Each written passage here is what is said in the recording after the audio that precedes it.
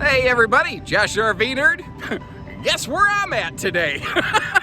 We are going to be taking a walk down the wild side through the Brinkley factory production facilities here, because this is a newer company that's generated a lot of buzz. I thought, how cool would it be for you to be able to get down here and actually get to see how it's all put together, basically see how the sausage gets made effectively.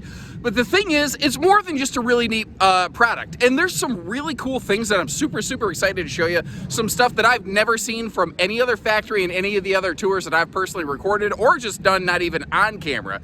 But it's the whole culture, it's the environment. They start at the people level here, and I thought, why take it from me? I actually want to begin our factory tour by introducing you to a few people who work here, from various just people who work right on the production line to line leaders, maybe even one of the plant managers. Who knows? Maybe we'll get one of the owners on camera later. I want you to get to learn what the company's about as much as how the RVs are built. Let's get started, and I'd love to hear what you think about this as we go. Leave some comments, and if you have ideas or different bits of input, they're very receptive to that stuff. Let's see how we can work together to kind of help keep it driving forward. So my name is Choni Pung, and I work at Brinkley RVs, and one of the reasons why I chose Brinkley RV is because the owners and how respected and successful they are, and it's different here. Just the culture, the atmosphere, the energy, and how everyone works.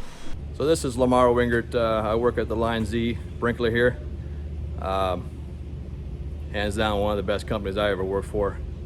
I work for a lot of companies, and people are wonderful, culture's great, owners are amazing. I love everything we got here. People are friendly, we work together, make some good quality units, and hopefully we can keep striving for that. Hi, I'm Davey, and I am the assistant here at Brinkley RV. A little bit about myself. I just was at a competitors for 26 years and wanted to go somewhere where I wanted to build a product that the customer will absolutely love, and work with intelligent people who know how to camp, who know what they want when they go to camp.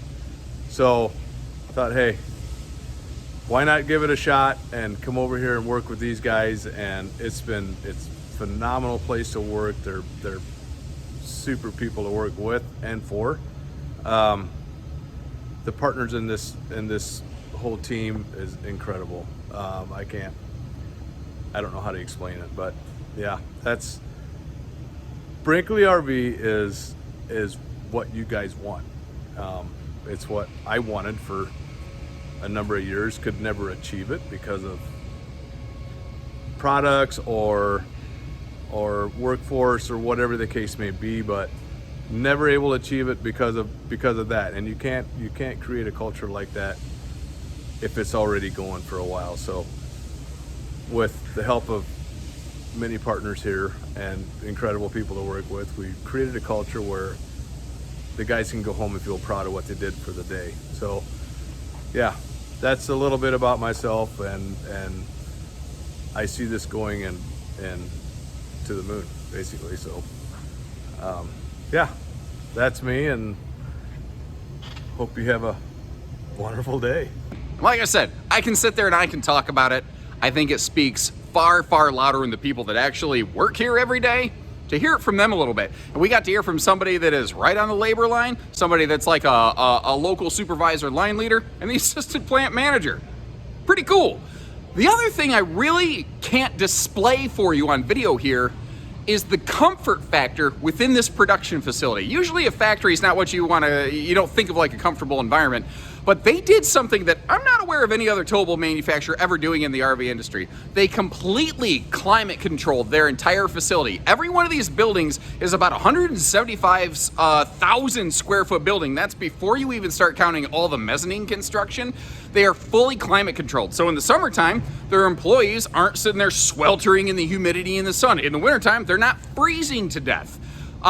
There's some other really cool benefits that not only are you giving your employees a place that they want to work and want to come back to, and employee retention I think is a major factor in RV quality factors, but It allows them to keep, I think, upwards of 95% of all materials that will be used in the production of this RV completely warehoused inside the RV. And where I think that's important is when that stuff is temperature acclimated, and it's like when the chassis, when the cabinets, when the walls, when everything is the same temperature, you eliminate the heat expansion contraction phenomenon that happens, and everything just fits together better, and it creates a better product. So literally just by having new, fresh, better facilities, they're able to have a better team, a better environment, and a better product. Now, in case you were wondering, this is how a baby chassis is made. But no, the chassis come in, you know, stacked a couple high like this, and they are allowed to sit, again, inside and temperature acclimate overnight. Now, they're not the only ones necessarily doing a lot of the things in this video, but there's a lot of companies that don't do a bunch of the stuff in this video. First of all, up front here, this is a big 6x6 tubular steel front end on this chassis. It's often referred to as a Rhino box chassis.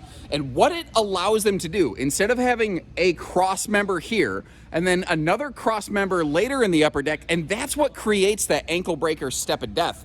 They're able to get rid of that to give you a more flush floor upper deck that also has more storage under the bed typically, which I think is very, very cool.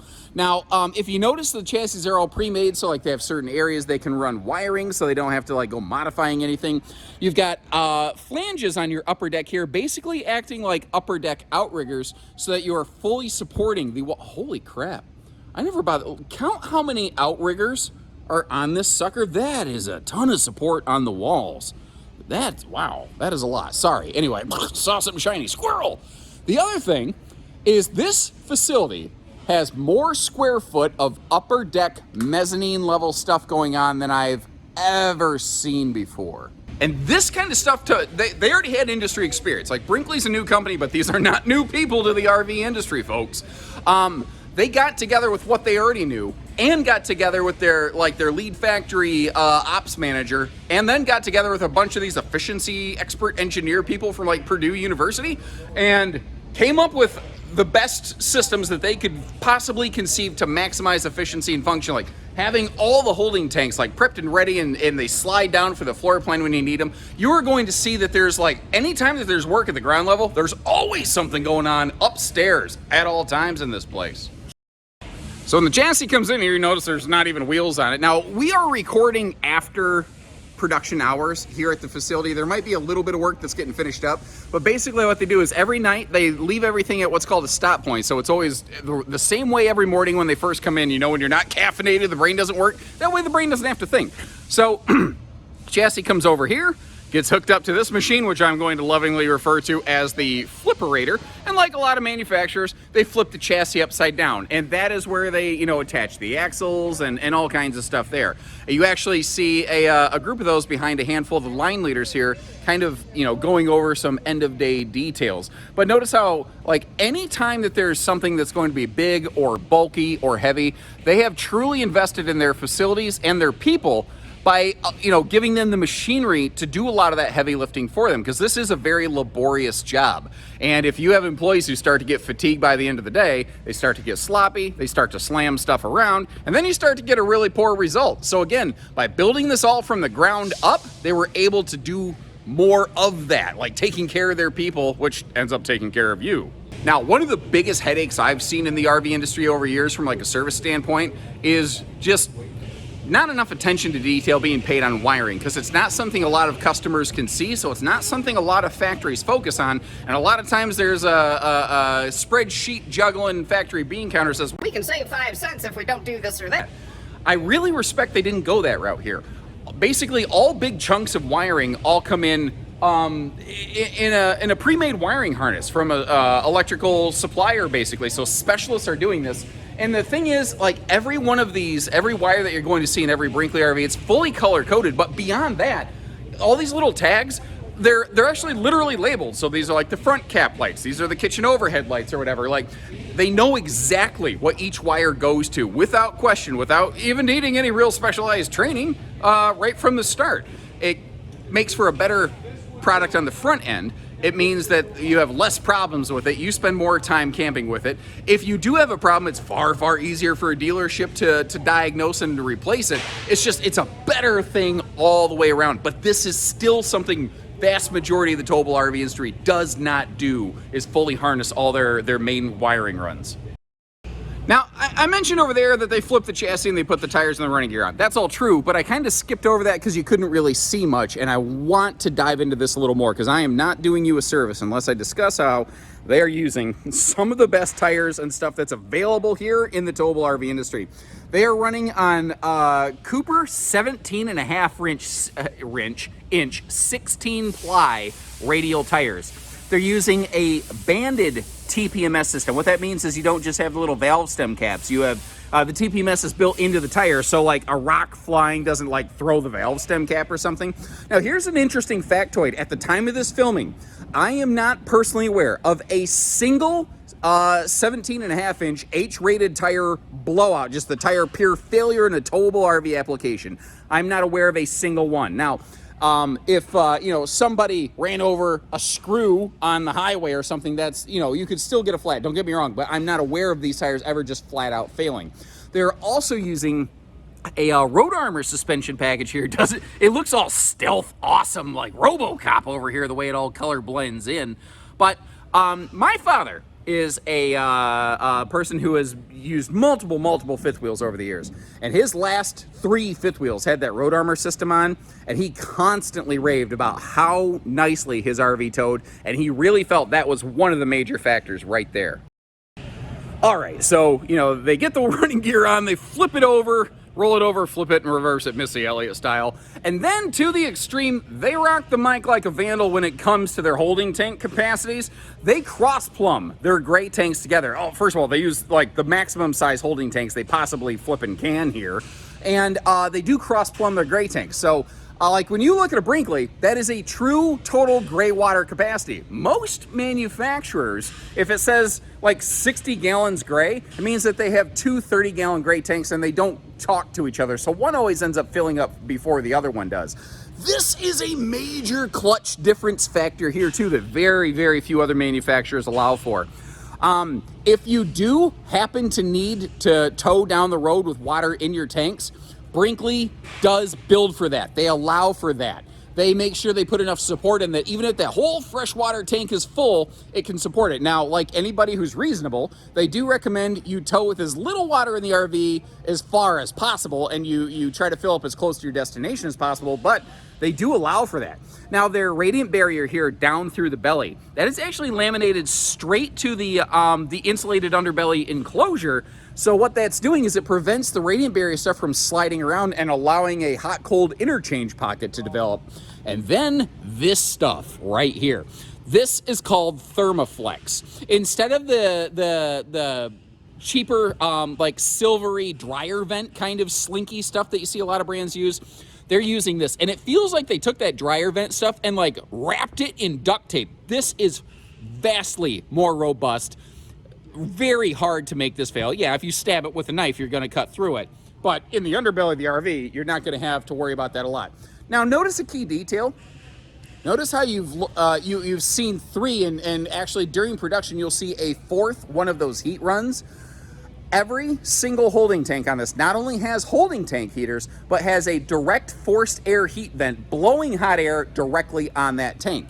And then there will be a 4th one when it's being produced that runs down through that hole over there that heats what I lovingly refer to back here as the junk in the trunk storage system. And this is another one of those just brilliant thinking outside of the box kind of things where well, here, let me explain it better.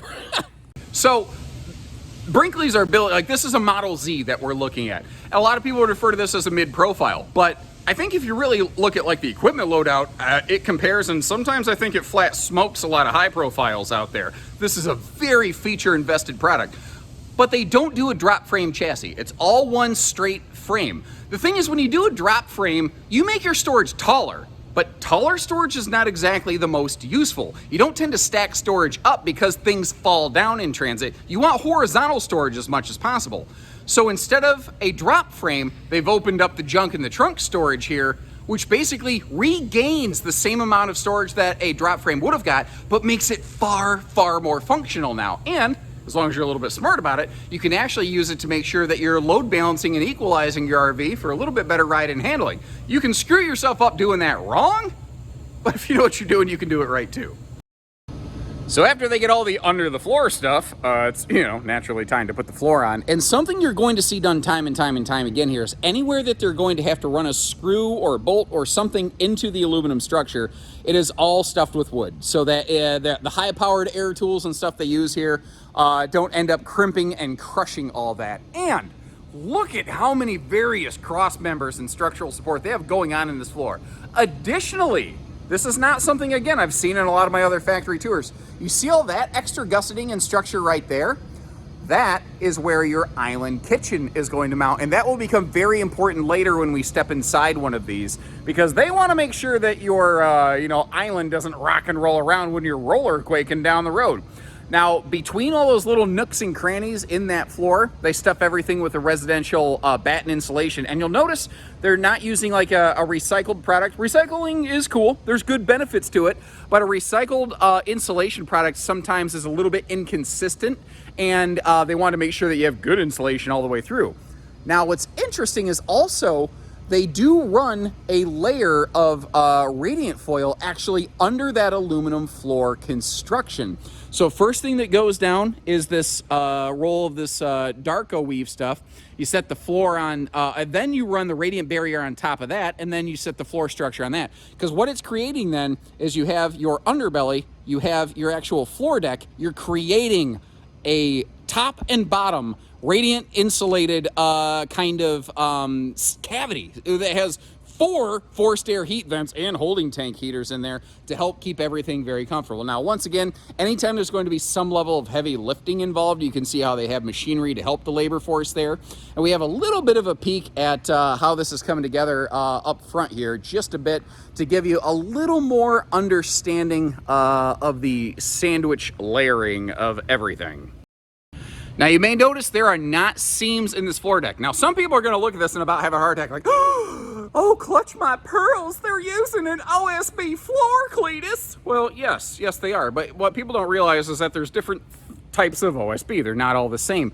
This is basically a thing called Dynaspan. It comes in seamless links. So what that means is, like when you're walking around in the RV, if you're carrying some extra weight like I am, that doesn't create any sort of squeak points on the floor.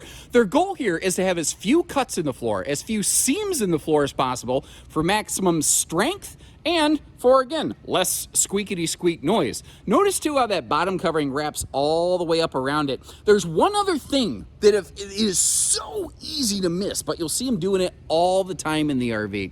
Right along areas like this, where you have these kind of seams, they have an extra seam tape that they put in place just to help smooth that edge and really clean everything up, so that they've really done everything they reasonably can to totally minimize water intrusion. Now, again, they're very conscious about putting like better tires and running gear on here, but one of the other things that happens at about this point on the floor level is they put like a galvanized steel kind of like shield, kind of like a little bit of a silver lining to an otherwise cloudy day, like a blowout guard. So God forbid you do catch some debris going down the road. Hopefully one of those heavy-duty belted radials doesn't bust up through and start smacking into the bottom of your slide floor, because that's a bad thing. Now, if you've seen a couple of my factory tours, you might be familiar with the concept of mezzanine-style construction, where we have a cabinet shop literally above the main shop. But if this is the first time you've ever seen one of these, it looks kind of funny that you see cabinets going in place and walls going up before the exterior walls. Well, that's where this is a little bit different from a home. You know, homes, the skeleton's stick built and then they put everything else up. Here they kind of do some of the interior partitions first. Now, there's a couple really cool things on this shower I want to show you. First of all, notice how it's just one piece. This is a seamless fiberglass molded enclosure. And take a look at this. This is Tim, who's with the Brinkley team, who's been showing me around here. He can literally do the Hulk Hogan atomic leg drop inside this thing, brother. And he ain't gonna hurt it. The other thing is, you see this big rectangle hanging off the side right there. That is a backer built right onto their showers, where if you do want to install some kind of shower seat, there's a perfect place for it right up there. Now, I also want to hop up those stairs and get my steps in and give you a little peek at something cool I spotted in their cabinet shop. So first of all, here's a look at what composes the cabinet styles and rails. This is what's known as lumber core, where the middle of the cabinet style, basically the box portion of the cabinet, not the door, it is a real wood core, and it will be all pocket screwed together.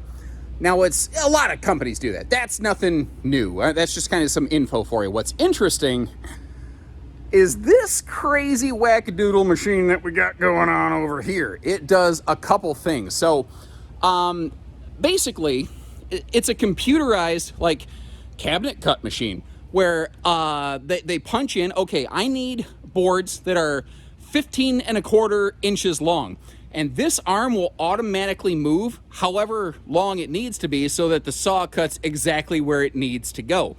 But take a look at this footage. The first thing that happens is they can cut, like, you know, multiple boards at a time doing this, and they cut all the ends off at the same time, nice and clean inside this machine, so that they make sure that they're getting a flush mount against that little computerized stopper. Then they just slide the boards down, make sure they're nice and snug, hit the button, and it cuts down the lengths that they need. It's going to be ultra consistent each time, every time. And notice how there wasn't a whole bunch of sawdust and everything flying everywhere? Notice how this factory's pretty darn clean? That's the other thing, is that it basically has built-in vacuum suction action going on all at the same time so that they're cleaning while they're working. In fact, you can't tell it right now because we're after hours. They literally have several people on staff constantly, all day, every day. All they do is clean for, like, stations 1 to 13, and the next person's like 14 to 20 or whatever, so that they're always leaving a cleaner facility, doing better work, because that means less particulate getting caught, like, under stickers, under your roof membrane. You're not getting, even while it's going down the production line where they have open plumbing caps, they will actually tape that off so you don't have factory sawdust in your holding tank. They even care about not putting stuff in your black tank. And like I said, there's work going on upstairs, there's work going on downstairs. You can literally walk from one end of this giant 175,000 square foot facility to the other without touching the concrete floor. They have that much mezzanine action. I want to talk a little bit, circle back on what I said about these islands, the extra structure they put in their floor. So most manufacturers who do, like, an island kitchen or something like that, they'll use a wood base on it, and that's fine. There's nothing necessarily inherently wrong with that. But if you notice, Brinkley was the first 8-foot wide manufacturer to do opposing floor flush slides. Now, to do that, they had to go with a thinner, smaller profile island base, which means they had to make it stronger, and wood was not up to snuff. They actually went with a steel base here, and then even since the very first Brinkleys were made, they've already bulked up on this. The goal basically is to make the island one of the most rigid fixed points in the RV. And I can tell you, having been in some of these, if you try to, like, muscle and shake that island, if the stabilizers aren't down, if the leveling's not down, you'll shake the whole body of the coach, man.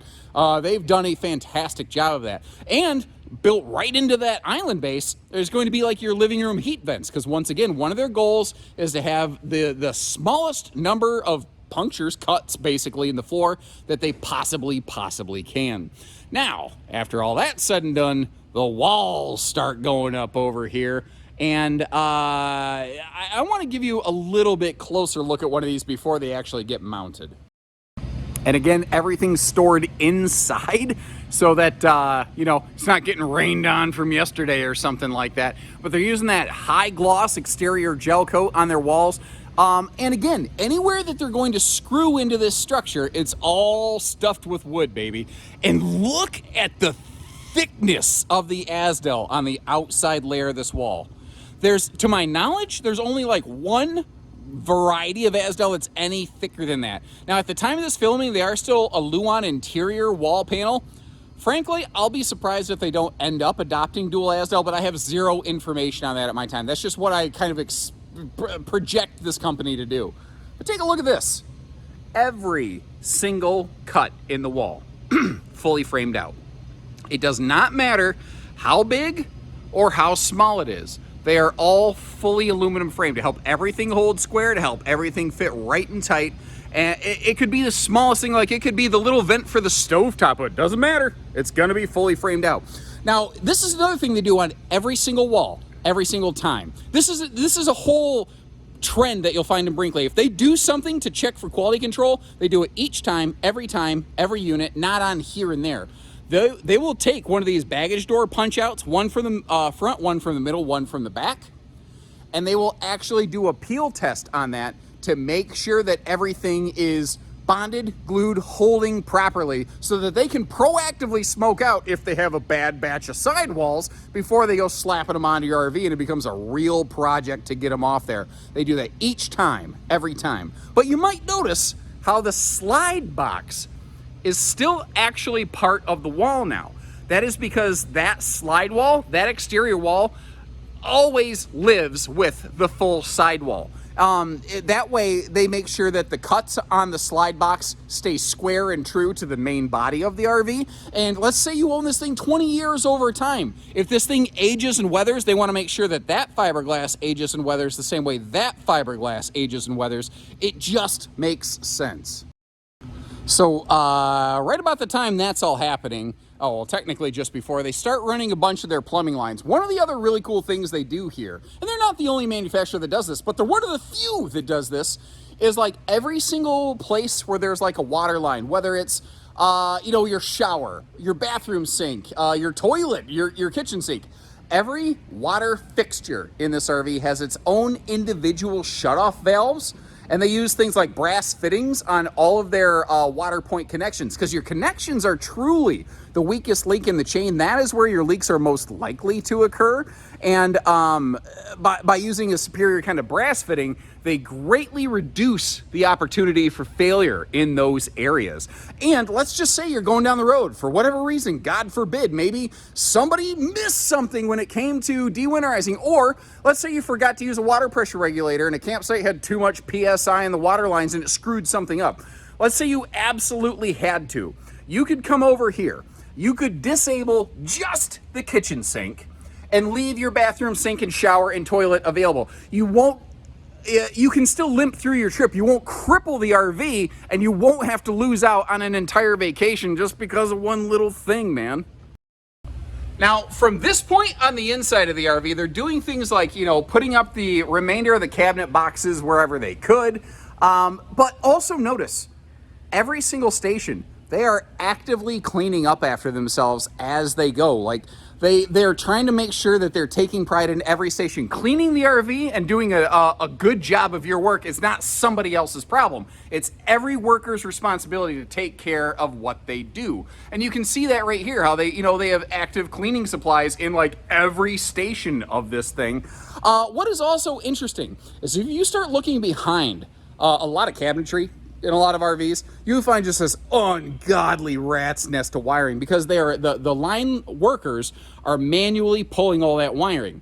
Remember that everything here comes in that pre-made wiring harness, and once again, they are all color-coded. They're all labeled, so the person in here who's not a trained specialist electrical engineer doesn't need to be. They need to know that the pink wire goes to the overhead cabinet light, or whatever the case may be. And as a result, it just creates a little bit better, smoother process. And again, just one station over, we're at like, what, station, I don't know, 10 out of, I think, 40 or something like that in this facility. It is just, look inside the cabinets, how they completely finish in here. You don't see like raw wood. Everything, even where you're not looking, is done with clarity and intent. Now, while all that stuff is happening inside the RV, they gotta cap it off and they gotta build a roof on the sucker. Now, with a lot of things like, laminated structure, Asdel, all kinds of that stuff, a lot of people are gonna ask, why are they still doing a traditional wood roof construction? The short answer is because, pound for pound, it's just one of the best ways to go to get a really strong, consistent result. And there does need to be some place in the RV that can twist and flex and not snap and break. And they've chosen the roof to be that, and it seems to work pretty darn well for a lot of manufacturers, so why reinvent that wheel? Now, like a lot of manufacturers, they have a bowed roof truss system, and they actually build the roof structure essentially upside down. But you notice this big boxy area right here, how the trusses are actually done with the Sir Mix-a-Lot double up right there? That's because that is a space that's designed to hold an air conditioner. That right there would probably be a bathroom vent, so it's not doubled up because there's not a big heavy object on it.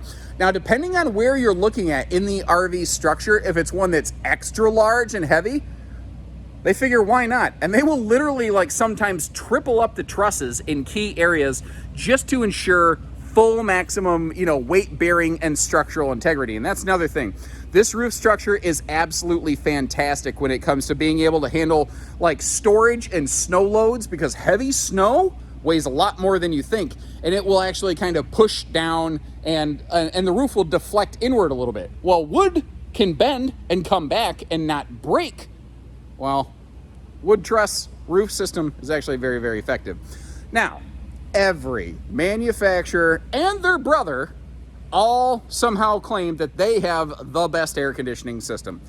Now, I've yet to see a third party actually test all that stuff, but what I know is I've been in Brinkley's and I know that what they're doing does work very well. This is going to look very interesting because you hear a lot about like racetrack ducting. If not done properly, racetrack ducting can cause the air to whip around in the ducting so well that it does not actually dump down into the body of the RV very nicely, and you want it in the living cabin. This looks like racetrack ducted, but if you notice, that is actually a termination point. A lot of manufacturers I've seen do this. What they found is basically they need a chunk of their air ducting to create a turbulent back pressure so that the rest of the air in the air conditioner is forcing down into the body cavity of the RV. So the fact that I've seen that from a lot of different brands makes me think that that probably seems to work very well.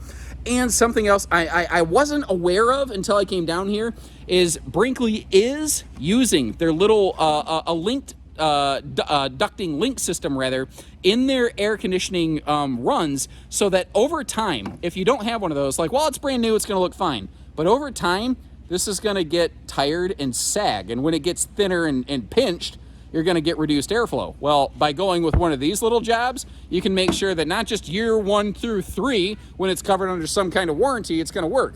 When it's year 7, 8, 9, 10, 12, it's still going to work.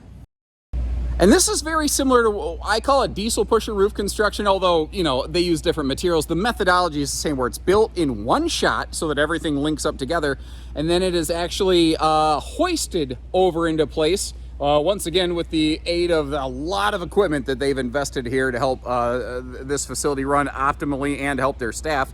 And it's basically set in place in one shot across the roof, instead of done in a sectionalized fashion where there's just, the more links there are in the chain, the more opportunities there are for failure. So they're trying to eliminate that here. Now, I'm sure OSHA has no problems if I climb out on that scaffolding, right?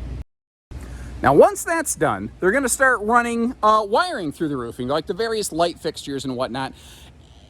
And yeah, okay, that seems pretty straightforward and simple.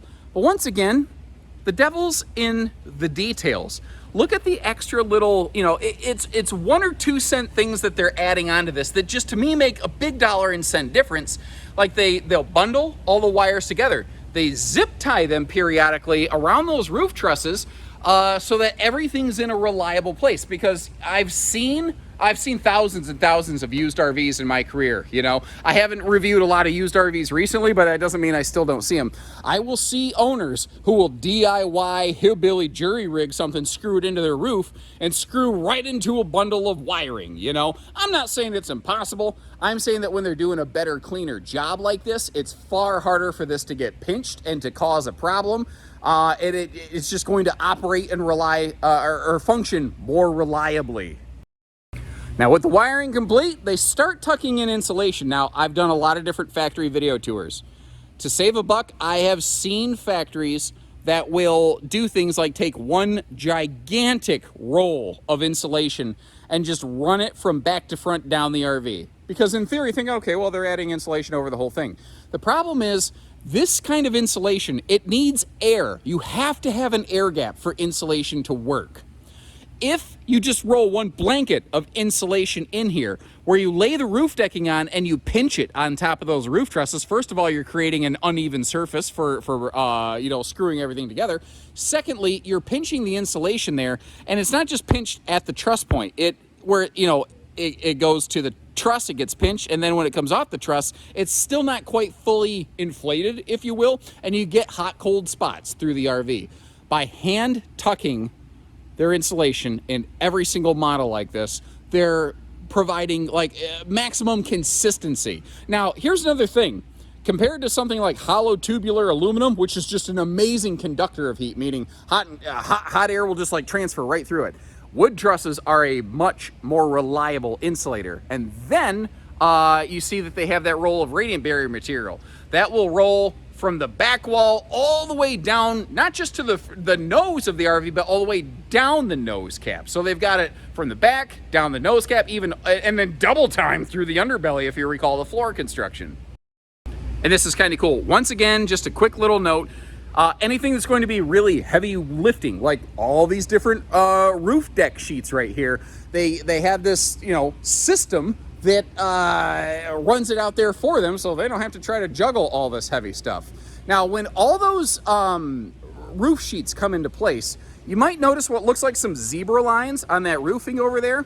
Well, what they do is at any seam or over the top of where there would be any sort of screw head, they actually come through with like a grinder sander kind of system, a Colonel Sanders, to make sure that it has a smooth surface so that you don't have something sharp. And remember, they've been very clean in the factory up to this point so that you don't have a whole bunch of particulate and dirt and debris under your roof membrane. I've seen that on used RVs.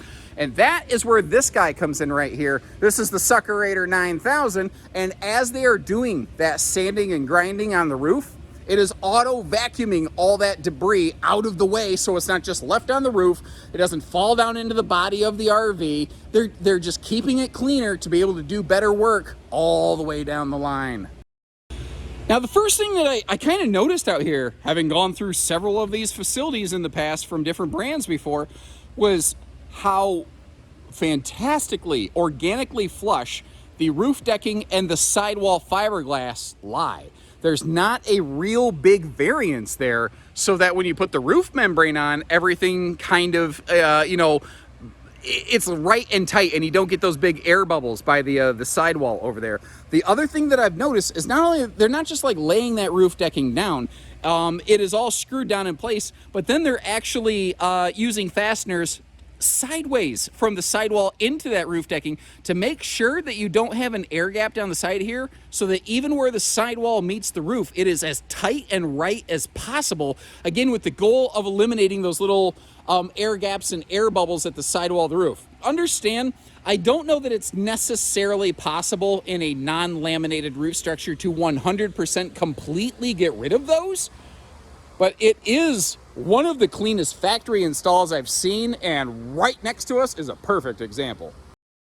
Take a look at this. Again, by keeping everything clean, by keeping everything sanded down, by making sure that there's not the gaps along the sidewall, they are creating straight from the factory, production facility, some fantastic fit and finish up here on the roof level where a lot of people don't bother looking. Now, as long as we're up here, take a walk on the wild side over to the next station where all the stuff gets attached to the roof, basically, like our air conditioners. You saw that 370 watt solar panel over there. We'll get a better look at that in a second. Keep in mind also, backup camera, factory standard on these. So another nice towing safety feature, along with things like all the extra tire and running gear hardware that they're already applying on this. Now, it is really important at this stage that we talk about all the different sealants and methods of preventing leaks, basically, that they're doing up here and all around the RV. The trick is, most of the work they're doing, you can't see. There's I think a really key difference that they're using here. Anywhere that there's an exterior seam on this RV, like where the sidewalls meet the rear wall, where the sidewalls meet the roof or something like that, they're not using just a common butyl tape, because what a lot of people don't realize is that a lot of butyl tape out there, butyl seal material in the RV industry, isn't true butyl anymore. A lot of it's composed heavily of like 40% or more clay, and then it dries out and rots out, and then you get a leak because it's not working like it's supposed to. So they're using a better grade of butyl seal, but also anywhere that you have a seam lashed together, like right over here, they are using a Turnabond tape. And I don't know if you're familiar with that, but that name is not just a suggestion. Peel it, stick it, done, son. That stuff does not move. I've actually seen people buy older used RVs that had seal problems and just slap down a bunch of a Turnabond tape and be fine. It's actually really good stuff. But I think if you tried to sell a customer an RV that had tape on the roof, they would freak out. So they put it where you don't see it. The other thing they do, and that alone right there would probably be fine. If you go back to the very first Brinkley Model Z prototype #1. It's still outside. It's been built for over a year now, sitting outside. Technically has no exterior roof sealant. Has not suffered a single leak because everything they're doing that you can't see works. And because it's hidden away from the sun, really hard for it to get to fail.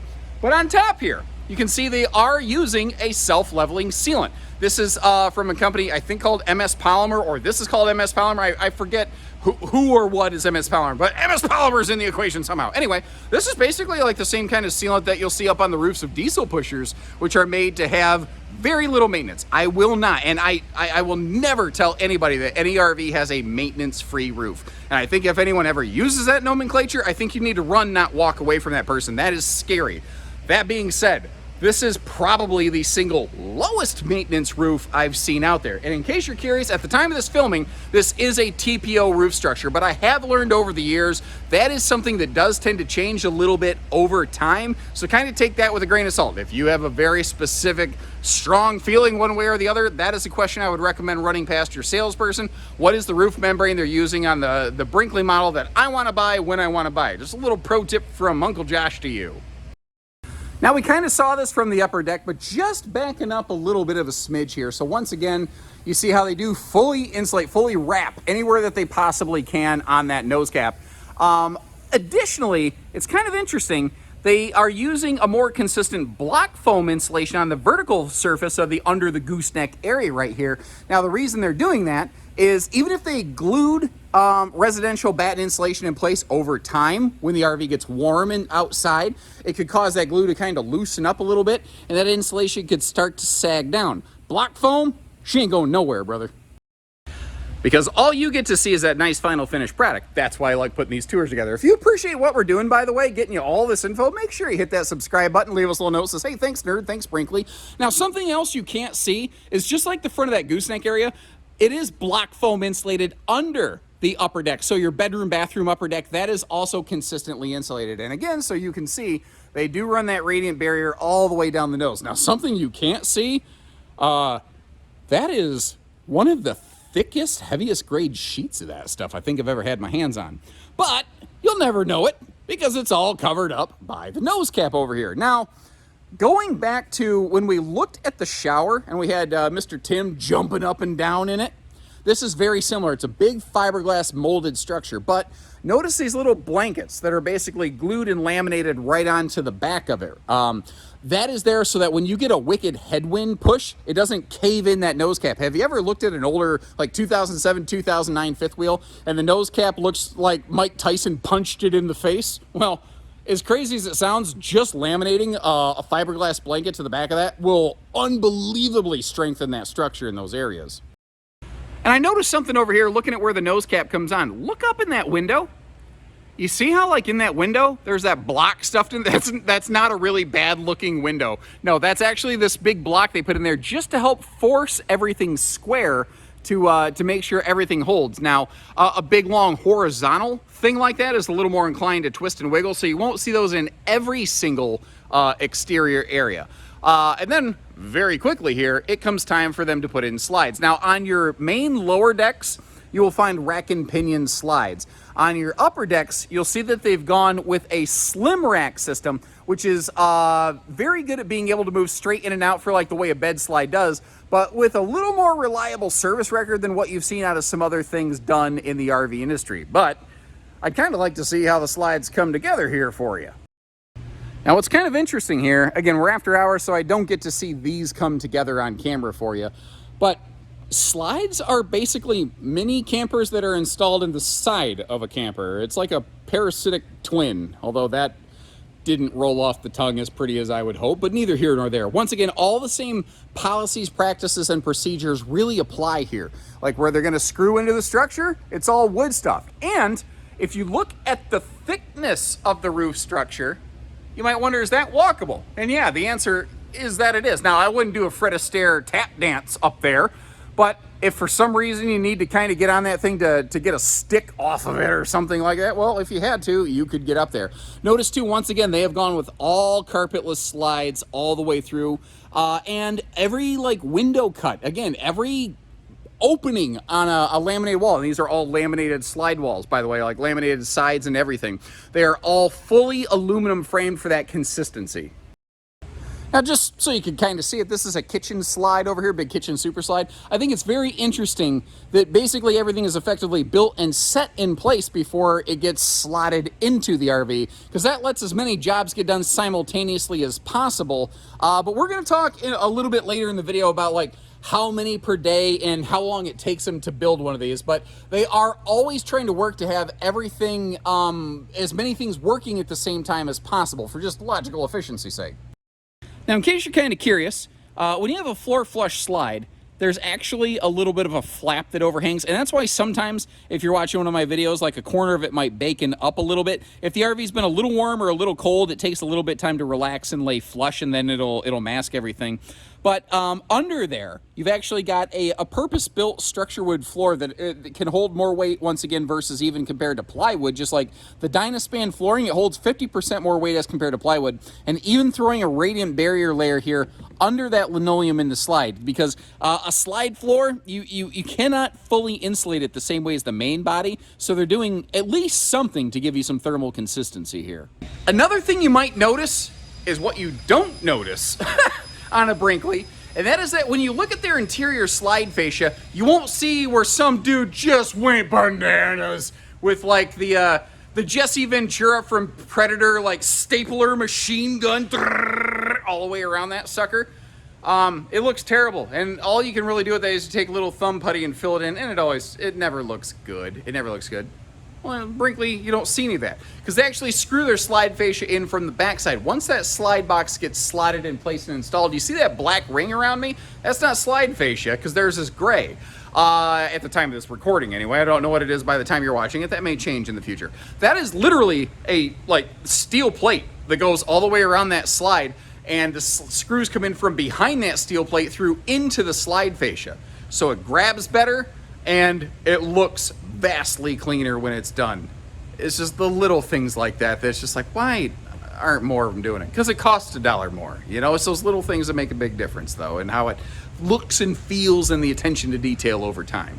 Now, one of the really cool things that I learned during this, I did not know this. People ask me all the time, hey, can I lay on the bed slide while the slide is closed? And my default answer until today was, in the towable RV industry, absolutely not, 100% no, because no manufacturer actually builds for it, tests for it, anything like that. But as you're going to see later in this video, one of the founders of the company, one of the owners, the fella that designs these things, actively camps in them. And as a result, he understands RVing better than most people that build RVs, because he lives the RV lifestyle and most of them don't.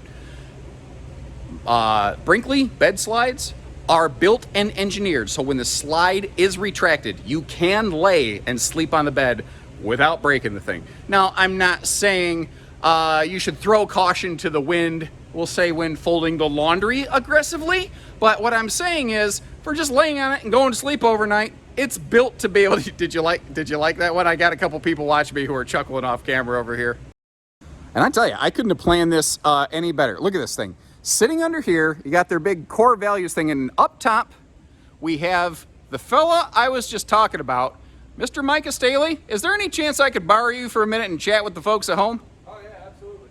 Now, everything we've seen today, I think, is very cool. But again, this is very much about culture, and I think culture starts from the top down in a company. And I thought, what better way to talk about that than get one of the founders and owners here, and a guy who actually camps himself. Crazy, I know, Mr. Micah Staley. Micah, you've been in the industry for a while. You were very successful. Why did you leave? Why did you start your own company? That's a good question, Josh. Well, first of all, the company that we're creating is, like, the culture is just out of this world cool, and I think that's probably the most important thing. We wanted to build something and regain something that we felt like we were kind of slipping away, kind of losing in our past life, because it's publicly traded. We wanted to get back and connect with our people, get on the shop floor every single day, and make sure that that they felt like they were part of our family, more than just a worker. And that's what we established here, and it's been awesome. Well, you mean quite literally on the shop floor. You basically live here, don't you? You just got a cot in the back? Yeah, that's right. All right, why aren't you sleeping in a Model Z? Oh, well, I did this past weekend. So, I tell you what, none of this is rehearsed. I'm gonna put you right on the spot. Sure. What's the future of Brinkley? Oh man, well, we got a long way to go. I mean, we've got a good start. We just now starting to ship our toy hauler, so that's exciting. Oh. The Apple Watch. Siri's always listening. Yes, she is. We're just shipping our toy hauler, so that's exciting. We're gonna get those out there. We're gonna continue to expand our lineup, make sure that we're hitting all the different major floor plans that are pertinent to each segment that we're in, and then we're gonna start expanding into lighter weight fifth wheels. We're gonna go into travel trailers, lightweight travel trailers, and really try to just hit the meat of the market, not get too fancy and creative from a boutique segment standpoint. We're gonna make sure that we just focus on taking care of our customer, addressing issues that we continue to see, and just building great product and a great culture. Well, listen, buddy, appreciate you taking the time. Thank you. Right on. Thanks, Josh. And how cool is that? I mean, like I said, the people that build these things use these things, and that's a key difference, I think, it's one of the big secrets in their success, like they understand that a lot of people camp with pets or dogs or whatever, so like putting the dog screens on the doors right away, putting the little screen assist on here so you don't have to reach over and try to rip your little slider pocket off when you're closing the door, putting an actual shade in the big window on the door, the extra details that they put into these. Now, we've talked a lot about the outside of the RV because you couldn't really see a lot happening on the inside. But once again, there's always multiple things happening. He just got off he went back up on the roof again. He's always working on this. We're way after hours. He's still out here checking things. Anyway, now he's on the RV next door. Look at him Spider-Manning up there through the window. Speaking of windows, you may notice in the final products how they're getting rid of a lot of valances. At this point, though, they're installing a lot of the light fixtures, getting that wiring completed, installing all kinds of windows, and they're using a little bit different window from what you've seen before. And I think this is a really cool example. It's really testament to the fact that the name Brinkley RV, yeah, this is a newer company, but these are not newer people. Because imagine if just a little RV startup went to Lippert, the supplier of most of the windows in the RV world, and said, we want you to build us a new window. Most of the time a supplier would be like, yeah, right, go suck eggs. But no, they knew these were serious people, and they developed what I'm going to call the square flow windows. I don't know if that's the real name or not. That's the stupid nerdism I've always come up with them. And it is a frameless window, but it's shaped a little bit differently so that it better meets up with their, the routing on all the corners and everything. And then they do this extra little detail.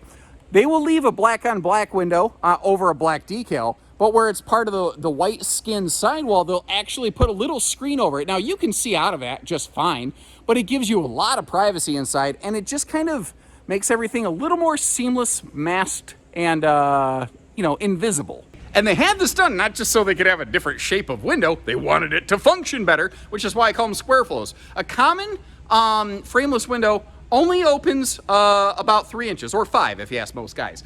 These open twice as far. They open 6 inches to get drastically more airflow. Now, there was a brief period where like the bathroom vent fan in these, it was only one of what I call the 4-inch fart fans, but you'll see in the kitchens, in the bathrooms, everywhere through the Brinkley lineup now, they're using what I call the big Fajita Friday fume-fighting fart fans, essentially, to give really strong airflow. And they're even a rain-sensing variety, so if you do happen to step away from your RV for a while and the weather person gets it wrong, can't imagine that, well, you're not gonna have to come back to soggy floors. Now, remember when I talked about there's a trend of they do something each time, every single unit, not on just specific ones. They do seal and leak testing on every single Brinkley RV that they built every single time. And the way that they do that is basically a person walks around them with this, looks like insecticide sprayer of basically soapy water. And they spray it around all the different like exterior seal points or anything like that. Then they have this machine that they put inside the RV, and I got to look at one of these things, and they actually hook it up to the bathroom vent. And what it does is it seals around that vent. It seals up in that cavity, and then it pulls air into the RV. So what is effectively accomplished is they are pressurizing the RV cavity so that if there is a void in a seal, which is the salesy way of saying leak, which is a 4-letter word in the RV industry, which is also a 4-letter word out of the RV industry, they can proactively identify it. Now, when you spray a little soapy water on, there's going to be bubbling. When you see bubbles grow and create and persist, they know that they have a void somewhere in the seal, and the RV stops right here. Actually, speaking of the buck stopping, look at this. I got a chance to see something in person earlier that gave me, I think, a really high level of confidence in that they are truly practicing what they preach here. So earlier, when everything was still running, I was able to get some of these kind of action shots, and one of these super slides was just giving them fits. If you didn't know, a super slide like this has a 6-way adjustment. It can go up, down, left, right, in, out. Almost sounds like the Konami code from Contra a little bit, but it needed some fine tuning, and it just was not cooperating with them. Well, basically, the factory production line stopped. Take a look at this. Down on his knees in the blue shirt, that's the factory assistant manager that we saw earlier, Davey. He was out there. He had his hands on it. He's making sure that it is getting done right, not just getting done good enough. He's out there. He's coaching up the team. He's making sure that everything's done the way it's supposed to be. And if you noticed, beside him was an empty workstation where things were not being done because the RV was not ready to move forward. It had to stop. The buck stops here. If there's a major problem, it needs to get resolved before things move along. That's another interesting little difference in just the general workflow, is that in most factories where they have a production line leader, that person's also working on stuff. Well, if there's a major quality control issue found at the end of the line, that line leader has to come up and fix it. And some of those factories, I've heard those line leaders say they spend 75% of their time not working around the persons that they're supposed to be managing. So how are they really getting managed? And the answer is obvious, they're not.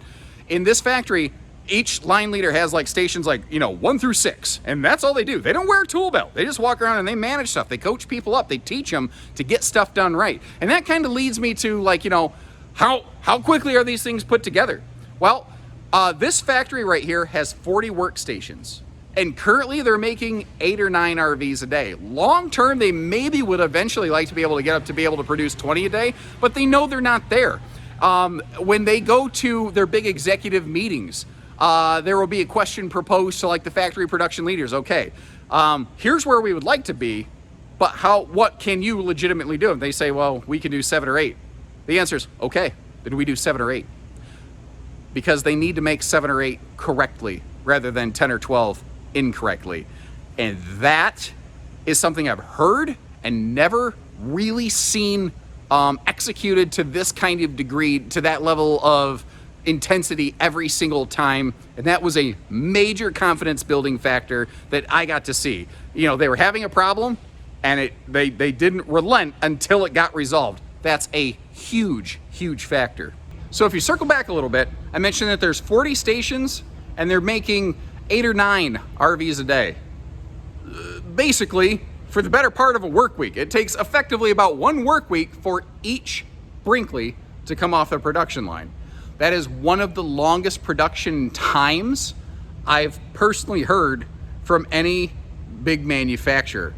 I think that's very confidence inspiring. Something else I think is cool, and it's the same story over and over again.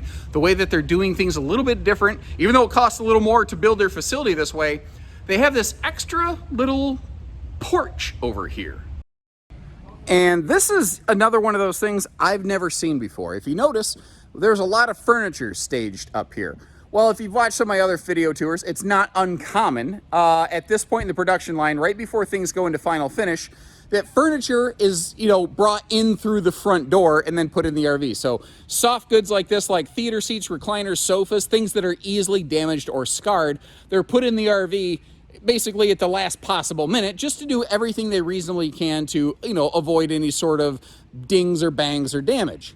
Well, you get a workforce who has to carry stuff up and down stairs all day. 1, it's tiring, backbreaking work. 2, man, that stuff will blow your knees out. When I record 7 or 8 videos in a single day, climbing ladders, climbing stairs, I'm hurting. Now, I'm carrying more weight than I should, but man, I'm hurting.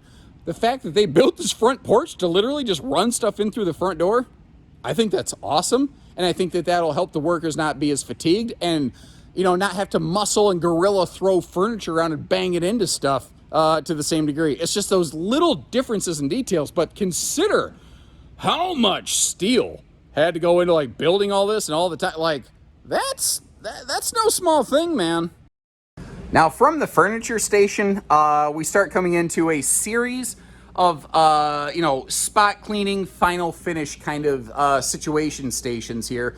And with the furniture installed, the cabinet doors installed, the lights all lit up, she really starts to kind of look the part very, very quickly, obviously here. Now, something else that kind of I noticed is, once again, the way they've kept these stations very clean along the way, they're really just doing a couple spot touch-ups.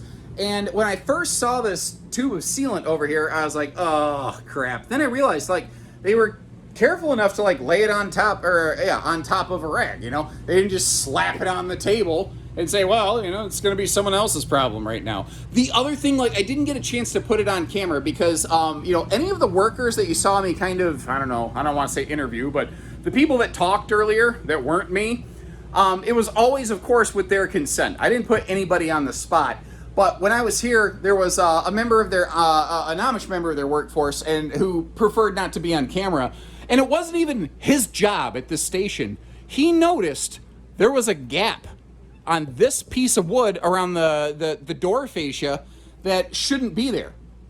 It wasn't his job to check that. But the pride and the culture they have in here kicked in, and they got a new piece put up, even though that wasn't his station. He saw it needed done, so it just got done. That, I think, is really one of the biggest victories I've seen in the culture of this place. It's the people here don't have that "it's not my job" mentality. It needs to be done. It needs to be done right. What can I do to make the difference? Now, in case you're curious, we're actually walking around a 2900 Model Z right now. I do have footage of one of the early prototypes on this. I'm really loving a couple of the updates that I'm seeing here that weren't present even when I did my my own video footage. This thing is sharp, buddy. Now there's some of those final finish aspects going on inside and outside at the same time. And that all leads us over to here. When they think they've got everything basically how they want it, they have this little power dolly situation over here that pushes the RV off the little sliding track that it was on, and it places it on top of this big green panel. And if you've seen factories before, you might think that they're actually weighing the RV, but that's not really what this thing is. This is what I call the jiggulator. This crazy Bugs Bunny Wile E. Coyote contraption over here, what it's doing is it shakes the bejesus out of this thing, and it rattles the living crap out of it, simulating some heavy off-pavement kind of use. Like, I've heard some people say it's equivalent to like dragging an RV at 40 miles an hour down a set of railroad ties. And that sounded exaggerated until I saw this thing fire up. Take a look at this. First of all, what's happening at the ground level? Look at how crazy violent that sucker bounces and shakes around. It is a serious occurrence that's happening down there. Now, the thing is, a lot of that violence is getting absorbed by that MORryde suspension, by the tires themselves, by the leaf springs, but not all of it. Some of that gets translated up into the body, and they want to make sure that their RVs are up to snuff so that if you do want to be a road warrior and go down all kinds of crazy roads with this thing, it's going to be up to the task of handling it. So, I stood inside of one of these with a camera, and I tell you what, when the whole world starts rattling like that, it starts to make you feel borderline motion sick, but it was a pretty cool experience. Take a look at this from the inside of this sucker.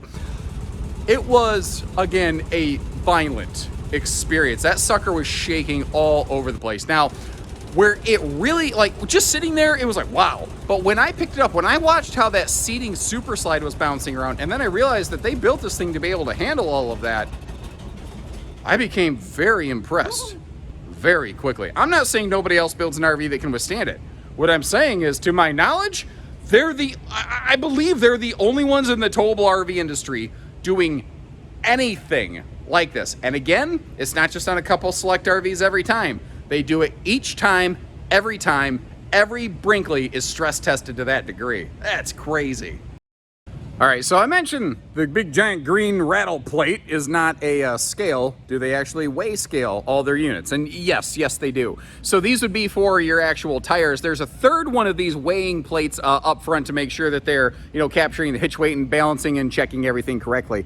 Now, I just mentioned that back there, that was all final finish and kind of quality check stop. Something I haven't talked about is all the way back near the start of the production line, where they were installing holding tanks. They fill the holding tanks fully all the way back there. So all the way down the production line, these things are rolling with full holding tanks. So that if there's going to be a problem or a leak, they catch it here. That's what this line of final finish and PDI quality check stations is for, to check all that stuff. When it gets when they get over here, they empty out all those holding tanks, and then after they check everything, they run it through the jigglation test. They do that all over again. They refill all the holding tanks. They check everything. And actually, they shared a story with me recently. I thought it was really cool that they're willing to share this. 2 weeks ago, they were giving a tour to some people whose unit was right here, the end of the production line. And when they stepped inside of it, they found out that there was a screw had jiggled loose and got under a slide. And when they ran the slide in and out, it dug the linoleum and it needed replaced. The flooring got scarred up. And that sucks. It probably jiggled loose on the roller quaking station. But the fact is, because they ran it through another layer of screeners, they caught that stuff. And it was their problem. It didn't become an owner's problem. It didn't become you had to bring it back to a dealership. The buck stopped here, so that when you take it home, you have the greatest chance and confidence that you just get to enjoy it. Now this I thought was really cool. This very last station inside the building right here. If you look really closely, you'll see what basically looks like 6 security cameras, all trained suspiciously on this one RV. Well, every single unit they build, they compile a full 360 interior and exterior basically photo set. You ever see one of those things where you can get on the computer, it's like a virtual tour and you can spin it around? Each individual Brinkley unit has their own separate 360 tour and pictures taken right here from the factory, the last step before it gets handed off to the the shipping company, and something that they are working toward. It's not complete yet, but if you order one of these, they are getting it set up so that as it goes through various stages, or as the photos of your specific unit get captured, you will actually get an email with a picture set basically of your exact specific Brinkley rolling off the production line. You don't even got to necessarily even wait to hear from your salesperson at the dealership. You're getting service direct from the manufacturer here. That is super, super cool. Then she rolls outside, out to the shipping yard before heading out to a dealership and giving you a chance to come see one. So if you are curious, if you want to see, where you can see one of these in person, check the links in the video description where you'll be able to catch where we have any of these in stock for immediate availability. And let me know what you think about this. Now, I've done a bunch of different other factory RV video tours. I got a whole playlist of them.